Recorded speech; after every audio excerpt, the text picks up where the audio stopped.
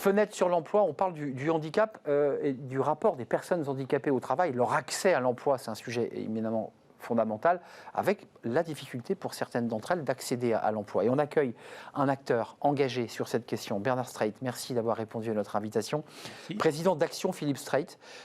On a peu de temps, mais je voudrais quand même qu'en quelques mots, vous nous racontiez. D'abord, vous êtes un chef d'entreprise. Vous avez eu combien de salariés? Parce que vous êtes aujourd'hui en retraite. 4000. 4000 salariés. On a démarré dans la maison d'habitation. Ça a démarré dans la cuisine. Dans la cuisine, et j'ai laissé l'entreprise à un de mes fils, on était 4000.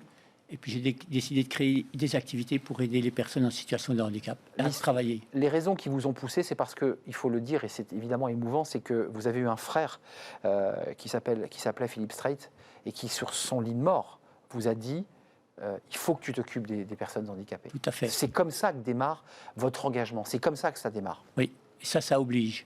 Parce que je lui avais fait un petit patrimoine au cas où je viendrais à disparaître avant lui. Et puis je lui posais la question à la veille de sa mort, qu'est-ce qu'il voulait faire un peu de ses sous. Il ne savait pas ce qu'il avait exactement. Et il m'a dit, j'aimerais que tu fasses quelque chose pour les gens comme moi. Et donc l'entreprise s'est construite aussi autour du handicap, avec ma tante qui avait la poliomyélite. Et c'est pour ça que mon père a créé, qui est un paysan, a créé l'entreprise. Et puis moi, je suis devenu un industriel pour mon frère.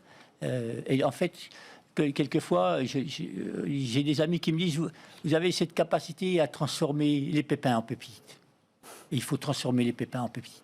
Et vous êtes aussi, parce que c'est important de le dire, dans l'engagement et dans la transmission. Il y a beaucoup de chefs d'entreprise qui, parfois, voudraient s'engager, ne le font pas, hésitent. Il y a évidemment votre action Philippe Streit, un engagement très concret. Qu'est-ce que vous leur donneriez comme conseil? Parce que j'ai le sentiment, vous connaissant un petit peu, que vous avez grandi aussi avec ce projet. Ah ben bien sûr, et c'est sûr que déjà mon frère m'a fait grandir. Mon frère handicapé m'a fait grandir, m'a fait comprendre des choses, m'a fait comprendre que tout ne passait pas par le langage verbal. En l'observant, je comprenais beaucoup de choses. Et puis aux chefs d'entreprise qui voulaient faire ça, je leur dirais, allez au bout de vos idées, ne craignez pas de vous impliquer, de vous engager. Et c'est tellement plus beau d'être au service des autres que de voyager à visiter le monde, les plages, les montagnes, les musées. C'est tellement mieux d'aller à la rencontre de gens qui sont tous extraordinaires. J'aimerais faire un peu de publicité pour Action Philippe Streit. Concrètement, ceux qui veulent s'engager, vous êtes venu avec une plaquette d'ailleurs. Oui. Concrètement, qu'est-ce qu'ils peuvent faire? Comment ils peuvent vous accompagner? Comment ça marche? Alors, Action Philippe Streit est une association de loi 1901 qui a pour objectif de concilier ruralité, handicap, travail, rééducation, santé et culture en milieu rural, à la fois pour aider les personnes, créer des emplois et attirer des entreprises adaptées qui vont créer des emplois, et en même temps, toutes ces prestations de services qu'elle met à disposition des personnes en situation de handicap, les ouvrir sur le monde rural.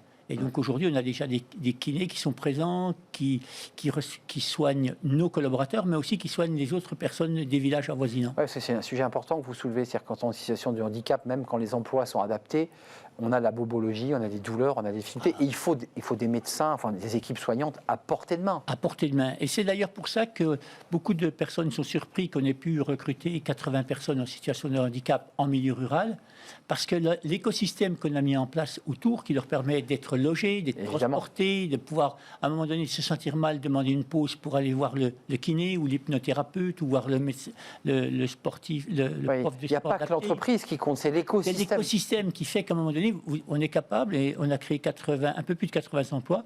Je pense que d'ici 2023, on en aura créé 150, et l'objectif est de créer 230 emplois. 230, ça c'est l'objectif. Hein.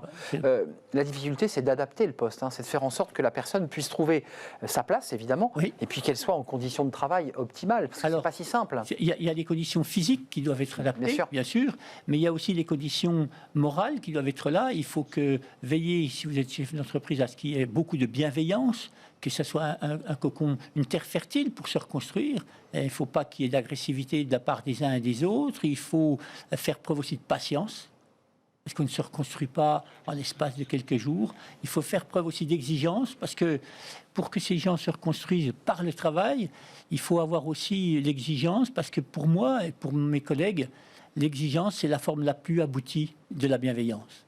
Ça, c'est intéressant ce que vous dites, parce que dans un monde aujourd'hui où on déteste les frustrations, vous dites qu'il faut quand même, malgré tout, avoir des exigences.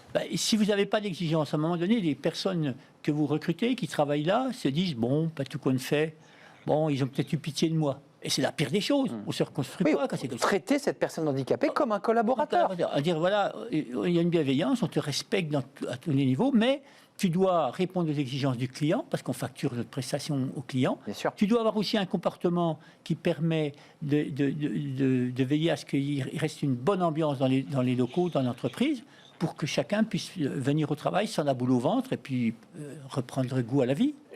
Donnez-moi cette petite plaquette, je voudrais la montrer à nos téléspectateurs parce que j'aimerais qu'on valorise votre action, parce que c'est une action, c'est l'action d'une vie, hein. Oui. Je précise, Action Philippe Strait, faire de chaque personne en situation de handicap un contribuable. Quelqu'un qui, voilà, par le travail, par son effort et son travail, et par les exigences. Merci à vous Bernard Strait d'être venu nous rendre visite. Et puis ceux qui se demandaient pourquoi il y avait un petit pot de miel, bah, c'est Action Philippe Strait, parce que vous êtes un homme qui vivait à la campagne, oui. Haute-Saône. C'est près de la frontière, le Doubs. Et il y a du miel. Voilà, il y a du miel. Et je m'autorise à dire que je vais pouvoir le déguster avec grand plaisir. Merci. C'est un plaisir pour moi. Merci d'être venu nous rendre visite. C'est la fin de notre émission. Et puis n'hésitez pas à aller voir le site, évidemment, si vous voulez vous engager pour Action Philippe Strait. C'est terminé. Merci à vous. Merci de votre fidélité, évidemment. Merci à toute l'équipe qui m'a accompagné. Je remercie Xavier à la réalisation. Je remercie notre ami ingénieur du son. Puis je remercie Nicolas Juchat qui me parlait dans l'oreillette. Carla pour l'accueil invité que je remercie aussi. Merci à vous, passez un bon week-end sur Bismart. Évidemment, je serai là lundi. Bye bye.